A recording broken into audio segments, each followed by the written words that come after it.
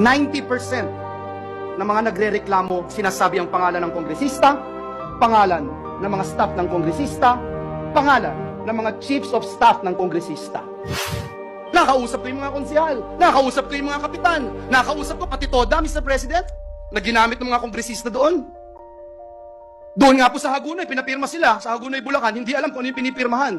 Meron pang iba, sabi, online game lang. Nanalo kang 300 pesos, i-Gcash sa'yo. Bigay mo lang yung telepono mo. Ginoong Pangulo, napakasakit po para sa akin magsalita ng ganito. Dahil galing po tayo sa House of Representatives. Kaya masakit po sa akin, Ginoong Pangulo, ang makita 90% ng reklamo, House of Representatives. Confirm that it's Speaker Romualdez in the picture. Yes, yes. And it is Congressman Saldico in the picture. Yes, yeah. Can you read the caption, please? Yung caption sa ilalim po. Meron kasi Yes, diba? that's true. That's correct. Initiative. Tama po ba?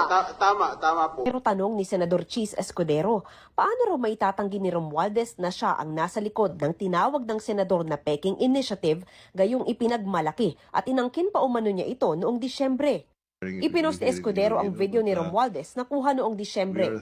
Sabi rito ni Romualdez, pinag-aaralan nila kung paano aamyendahan ang konstitusyon.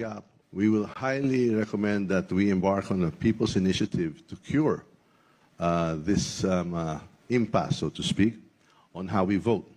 We would like to amend the Constitution vis-a-vis how we procedurally amend the same, and that's either we vote jointly or separately. We'd like to have that resolved by and through a people's initiative.